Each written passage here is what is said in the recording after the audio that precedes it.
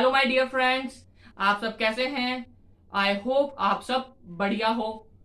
So my dear friends, ये है हमारी सेकंड वीडियो चैप्टर नंबर 2 की प्रिंसिपल्स ऑफ मैनेजमेंट। इसके पहले जो फर्स्ट वीडियो है आप मेक श्योर करें कि उसको जाके देखें आप। फुल डिटेल वीडियो है with full explanation and with some examples. So ये वीडियो में स्टार्ट करते हैं और इस वीडियो में पढ़ने वाले हैं pure principles of management. Okay my dear friends, video start करने से पहले मैं आपको थोड़ा एक शॉर्ट इंट्रोडक्शन दे दूं फ्योल के बारे में कि कौन है ये। इनका पूरा नाम है हेनरी फ्योल और इनको हम कहते हैं फादर्स ऑफ मैनेजमेंट स्टडीज। ठीक है, 1841 के अंदर इनका बर्थ हुआ फ्रांस में। ओके, देन इन्होंने माइनिंग इंजीनियरिंग की डिग्री प्राप्त करी। ओके, एंड 1888 के अंदर जिस कंपनी में काम कर रहे थे उस कंपनी के अंदर इनको मैनेजिंग डायरेक्टर बना दिया गया। और जिस वक्त इनको मैनेजिंग डायरेक्टर बनाया गया उस वक्त कंपनी की हालत कुछ सही नहीं थी। कंपनी थोड़ी नेगेटिव में जा रही थी, कंपनी को लॉसेस हो रहे थे। बट इन्होंने as an director of a company इन्होंने एक चैलेंज लिया कि नहीं, इस कंपनी को मैं एक बहुत बड़े मुकाम पे पहुंचा के दिखाऊंगा। सो आफ्टर द रिटायरमेंट 30 साल की नौकरी के बाद जब रिटायर्ड हुए तो उस समय कंपनी की जो फाइनेंशियल स्ट्रेंथ थी और जो कंपनी का फाइनेंशियल थी वो बैकबोन थी वो इतनी स्ट्रांग थी जिसकी कोई हद नहीं। ओके, सो इन्होंने फाइनेंशियल स्ट्रेंथ बहुत ज्यादा इंक्रीज कर दी थी कंपनी की। ठीक है, और फाइनेंशियल स्ट्रेंथ आप जानते हैं एक तरीके से फाइनेंशियल एक बैकबोन होती है किसी भी कंपनी की। ओके, सो इन्होंने इसको बहुत ज्यादा स्ट्रांग कर दिया था। और देन इनके कुछ इन्होंने एक तो इनको फादर ऑफ मैनेजमेंट कहते हैं, साथ ही साथ में जो हमने फर्स्ट चैप्टर में पढ़ के आए हैं प्लानिंग। देन हम जो पहले पढ़ी कि प्लानिंग क्या क्या क्या होता है, ऑर्गेनाइजिंग स्टाफ कनेक्टिंग, जो कुछ भी हमने पढ़ा है वो सब इन्होंने ही यूनिक फॉर्मेट में दिए थे हमें। तो ये कुछ इनका एक इंट्रोडक्शन था ब्रीफ। और अब हम स्टार्ट करने वाले हैं प्योर प्रिंसिपल्स ऑफ मैनेजमेंट से। इसके अंदर आपको 14 प्रिंसिपल्स ऑफ मैनेजमेंट देखने को मिलेंगे। So my dear friends, let's get started.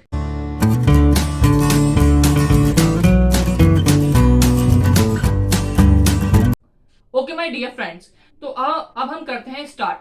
तो हमारा फ्योल का फर्स्ट प्रिंसिपल है division of work. Division of work नाम से पता चल रहा है काम का विभाजन। काम का विभाजन means distribution of work between different departments. Division of work ही क्या चाह रहा है कि जो काम है उसको अलग अलग डिपार्टमेंट्स में हम डिवाइड कर दें, जिससे क्या होगा कि काम जल्दी होगा, काम में एफिशिएंसी आएगी और एक स्पेशलाइजेशन मिलेगा डिफरेंट डिफरेंट डिपार्टमेंट्स को। सो डिवीजन ऑफ वर्क हमसे क्या चाह रहा है कि जो काम है उसको अलग अलग डिपार्टमेंट के इसमें डिवाइड कर दिए जाए, जिससे जो स्पेशलाइजेशन है काम के अंदर वो भी होगा और काम में एफिशिएंसी आएगी और काम जो होगा जल्दी से जल्दी हम हमारा काम कंप्लीट कर पाएंगे।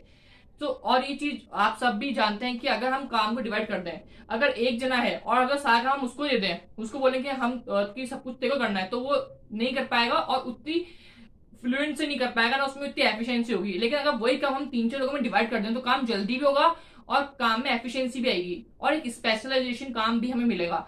बिकॉज जो काम जिसको आता है हम उसको वो काम दे देंगे तो उससे वो काम क्या होगा, वो अच्छे से कर सकता है क्योंकि वो उसका एक्सपर्ट है। सो डिवीजन ऑफ वर्क हमसे यही कहना चाह रहा है। ओके, सो अब हम देखते हैं हमारा सेकेंड पॉइंट जो कि है अथॉरिटी एंड रिस्पॉन्सिबिलिटी। क्या है authority and responsibility? Authority and responsibility का मतलब साफ साफ यहाँ कहना चाह रहा है प्योर प्रिंसिपल सेकंड जो है कि अगर हमने किसी बंदे को रिस्पॉन्सिबिलिटी दी है कि तेरे को ये काम करना है, तो साथ साथ हम उसको वो अथॉरिटी भी दें, हम उसको वो डिसीजन मेकिंग भी दें कि ताकि वो डिसीजन ले सके, हम उसको वो अथॉरिटी दें। मैं आपको एक एग्जांपल के माध्यम से समझाना चाहूंगा इसको। फॉर एग्जांपल, आपने किसी अपने एम्प्लॉय को कहा कि तुम्हें 100 यूनिट्स बनानी है 1 वीक के अंदर।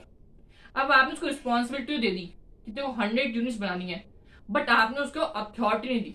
आपने उसको अथॉरिटी नहीं दी, मतलब कि उसके पास ये अथॉरिटी नहीं है कि वो रॉ मटेरियल परचेज कर सके। ठीक है ना, या वो किसी को ऑर्डर दे सके। आपने उसको रिस्पॉन्सिबिलिटी दे दी कि भाई तेरे को बनाना है, लेकिन उसको अथॉरिटी नहीं दी, ना उसे कोई डिसीजन मेकिंग का आपने राइट दिया। तो उससे क्या हुआ कि जब वो रॉ मटेरियल परचेज नहीं करा, उसको आपने रॉ मटेरियल परचेज करने का कोई अधिकार नहीं दिया, आपने उसको सिर्फ इतना कि देखो 1 वीक के अंदर 100 यूनिट्स बनानी है। आपने उसको रिस्पॉन्सिबिलिटी दी, पता आपने उसको अथॉरिटी नहीं दी कि तू कोई भी डिसीजन ले सके। अब वो जो रॉ मटेरियल था वो नहीं लेके आ पाया। अब जब वो रॉ मटेरियल नहीं लेके आ पाया, सो जो उसका स्टॉक था वो कम हो गया और कम होने के कारण जो 100 यूनिट्स थे जो उसको 1 वीक के अंदर बनाए थे वो अपना टारगेट अचीव नहीं कर पाया। अब इसके अंदर एम्प्लॉय जो है वो अपने आप को ब्लेम, मतलब कंपनी उस एम्प्लॉय को ब्लेम नहीं कर सकती। क्यों? क्योंकि उस कंपनी ने उसको रिस्पॉन्सिबिलिटी तो दी कि तुम ये काम करो, बट उसको अथॉरिटी नहीं दी। ओके, अगर मैं आज किसी भी बड़े लीडर की बात करूं, हमारे पॉलिटिकल लीडर्स हैं, अगर मैं आज पीएम मोदी जी की बात करूं, तो उनको क्या, उनका काम बोले कि आपका रिस्पॉन्सिबिलिटी, बट आपके पास अथॉरिटी नहीं है, तो मैं क्या आपको डिसीजन ले सकते? आप रिस्पॉन्सिबल तो, मैं कि देश आपको संभालना है, उसके लिए रिस्पॉन्सिबल तो, बट आपके अथॉरिटी नहीं है, आप कोई डिसीजन नहीं ले सकते। ठीक है, आप कोई न्यू स्कीम या न्यू पॉलिसीज फ्रेम नहीं कर सकते, तो वो रिस्पॉन्सिबिलिटी किस काम की? सो कुल मिला के अगर मैं सिंपल वर्ड से बोलूं कि अगर आप किसी बंदे को रिस्पॉन्सिबिलिटी दे रहे हो, अगर आपने किसी बंदे को अपने कंपनी के अंदर मैनेजर बनाया है, आपने उसको रिस्पॉन्सिबिलिटी दी है, तो आप साथ साथ में उसको वो अथॉरिटी भी दो ताकि वो डिसीजन ले सके। ठीक है, ताकि वो सबको मैनेज कर सके, डिफरेंट डिफरेंट डिपार्टमेंट्स को, ताकि वो सबको ऑर्डर दे सके, उसके हाथ में वो पावर हो। तो रिस्पॉन्सिबिलिटी दे रहे हो वो अच्छी बात है, बट साथ साथ उसको वो पावर भी दो, उसको वो अथॉरिटी भी दो, ताकि वो उसके लिए काम कर सके। सो कुल मिला के अथॉरिटी रिस्पॉन्सिबिलिटी का सीधा सा मतलब ये है कि ये दोनों में इक्वल होने चाहिए। क्या authority and responsibility should be equal, कि अगर आप इसको रिस्पॉन्सिबिलिटी देगा तो उसका अथॉरिटी भी दो साथ में। Third point is discipline. Discipline नाम से चल रहा है, बहुत सिंपल है कि एक ऑर्गेनाइजेशन में डिसिप्लिन रहे। ठीक है, एक कोड ऑफ कंडक्ट हो। ठीक है, सब ऑर्डिनेट और जो हमारे जो सब ऑर्डिनेट और जो सब कोऑर्डिनेट जो सुपरवाइजर होते हैं टॉप लेवल मिडिल लेवल में एक फेयर एग्रीमेंट हो। ठीक है, जो कमिटमेंट्स होते हैं जो एम्प्लॉय करते हैं उनको फुलफिल करें। ठीक है, एक डिसिप्लिन रहे, एक हेल्दी एनवायरनमेंट मेंटेन रहे ऑर्गेनाइजेशन के अंदर, ताकि वो ऑर्गेनाइजेशन के सर्वाइवल में, उसके ग्रोथ में और गुडविल में बहुत ही बड़ा रोल प्ले कर सके। तो डिसिप्लिन वही है कि एक ऑर्गेनाइजेशन में डिसिप्लिन रहे। ठीक है, जो मिडिल लेवल के लोग हैं वो अपने जो लोअर लेवल के लोग हैं वो अपने मिडिल लेवल की बात माने, जो मिडिल लेवल के लोग हैं वो टॉप लेवल की बात माने, और आपस में जो कमिटमेंट्स करें वो फुलफिल करें, एक फेयर एग्रीमेंट रहे। ठीक है, कोई भी लड़ाई झगड़ा ना हो आपस में, बीच में एक हेल्दी वर्किंग कंडीशन एनवायरमेंट रहे। तो डिसिप्लिन यही है। यूनिटी ऑफ कमांड क्या है? Unity of command. अब यूनिटी ऑफ कमांड क्या है? देखो, यूनिटी ऑफ कमांड क्या है? यूनिटी ऑफ कमांड, नाम से बुलाओ यूनिटी, मतलब कमांड का अगर मैं आपको इसका सिंपल मतलब बता सकूं कि अगर कोई एक एम्प्लॉय है, ठीक है, और उस एम्प्लॉय को अगर 10 लोग बोल रहे हैं, प्रोडक्शन डिपार्टमेंट में उसको बोल रहा है कि तुम प्रोडक्शन थोड़ा कम करो, थोड़ा लो करो ताकि क्वालिटी अच्छी है। सेल्स डिपार्टमेंट वाले से जो बॉस है वो उसको बोल रहा है कि यार तुम जल्दी जल्दी सेल करो। ठीक है, परचेज डिपार्टमेंट वाला जो बॉस है उस एम्प्लॉय को कुछ और बोल रहा है। क्योंकि अगर आपको एक एम्प्लॉय को डिफरेंट डिफरेंट बॉस ऑर्डर देंगे तो वो काम नहीं कर पाएगा, उसको यूनिटी ऑफ कमांड नहीं कि वो कंफ्यूज हो जाएगा, और कंफ्यूज होने के कारण क्या होगा कि वो उस स्ट्रेंथ से, उस एफिशिएंसी से काम नहीं कर पाएगा, और काम की जो क्वालिटी है, क्वांटिटी, वो सब बर्बाद हो जाएगी। सो यूनिटी ऑफ कमांड का मतलब यही है कि अगर कोई एक एम्प्लॉय है तो उसको सिर्फ और सिर्फ एक ही जना ऑर्डर दे। अगर उसको बाकी सब, मैं कि अगर एक एम्प्लॉय को 7-8 लोग ऑर्डर देंगे तो ऐसा तो नहीं यार वो 7 लोगों की बात मानेगा, क्योंकि कोई कुछ और बोलेगा। ठीक है, कोई कुछ और बोलेगा। अब उन्होंने तो ऑर्डर दे दिया उस एम्प्लॉय को, बट करना तो उस एम्प्लॉय को ही है। सो जो एम्प्लॉय है उसको एक जना ही ऑर्डर दे, ताकि वो उस एफिशिएंसी से काम कर सके और उस मेहनत से, उस ताकत से काम कर सके कि उस डिपार्टमेंट का, मतलब कि बहुत ही एक कंपनी को भी फायदा हो, उस डिपार्टमेंट को भी फायदा हो, काम करने वाले को भी फायदा हो। तो कुल मिला के यूनिटी ऑफ कमांड यही है कि एक जने को, अगर कोई एक एम्प्लॉय काम करता है तो उसको सब लोग ऑर्डर नहीं दे, उसको कोई एक जना, आपको जो बॉस है वो ऑर्डर दे, और वो उस ऑर्डर के लिए काम करे। ठीक है, उसका लाइन ऑफ एक्शन वही होना चाहिए। सो यूनिटी ऑफ कमांड मतलब कि एक ही बॉस, 7-8 बॉस की एक ही boss. So division of work, authority and responsibility, discipline and unity of command, I hope आपके समझ में आ गया हो। तो अब हम इसके नेक्स्ट प्रिंसिपल्स पढ़ते हैं। Okay, so my dear friends, अब हम पढ़ते हैं हमारे नेक्स्ट प्रिंसिपल्स। तो अब आता है हमारा 5th नंबर का principle, unity of direction. Unity of direction और यूनिटी ऑफ कमांड में डिफरेंस है। यूनिटी ऑफ कमांड क्या होती है? यूनिटी ऑफ कमांड, एक हेड होता है जो कमांड देता है, मतलब कि एक बॉस, एक एम्प्लॉय को एक बॉस कमांड देता है। Unity of direction, unity of direction क्या? यूनिटी ऑफ डायरेक्शन होता है गोल, कि कंपनी का एक मेन गोल होता है, चाहे वो डिफरेंट डिफरेंट डिपार्टमेंट हो, चाहे वो परचेज डिपार्टमेंट हो, चाहे वो सेल्स डिपार्टमेंट हो, चाहे वो मार्केटिंग डिपार्टमेंट हो, सबका एक कॉमन गोल क्या है? प्रॉफिट। ठीक है, या सबका कॉमन गोल हो सकता है कि हमें टाइम पे काम खत्म करना है, या हो सकता है हमें प्रोडक्ट की क्वालिटी रखनी है, तो कुछ भी एक कॉमन गोल। तो यूनिटी ऑफ डायरेक्शन के एक डायरेक्शन भी, हमें ये डायरेक्शन में काम करना है, वो एक डायरेक्शन होती है सब डिपार्टमेंट की, पूरे ऑर्गेनाइजेशन की एक डायरेक्शन होती है, यूनिटी ऑफ डायरेक्शन। यूनिटी मतलब डायरेक्शन, यूनिटी मतलब एक साथ, किसमें, डायरेक्शन में यूनिटी होनी चाहिए, सब लोग एक तरीके से काम करें, जितने भी डिपार्टमेंट, जितने भी, एक ऑर्गेनाइजेशन का एक गोल क्या होना चाहिए कि भाई हमारा गोल है कि हमें प्रॉफिट अर्न करना है, या हमें गुड क्वालिटी प्रोडक्ट देना है, या हमें टाइम पे काम कंप्लीट करना है, तो कुछ भी हो सकता है डायरेक्शन। तो यूनिटी ऑफ डायरेक्शन में सब एक साथ काम करें और एक दिशा में काम करें, डिफरेंट डिफरेंट डिपार्टमेंट, उसको बोलते हैं यूनिटी ऑफ डायरेक्शन, कि सबका सेम गोल है, सबका एक ही गोल है, तो होता है unity of direction, unity in direction. Okay, 6 subordination of individual interest to general interest. अब ये क्या चीज है, देखो, subordination of individual interest to general interest means एक तो है इंडिविजुअल इंटरेस्ट और एक है जनरल इंटरेस्ट।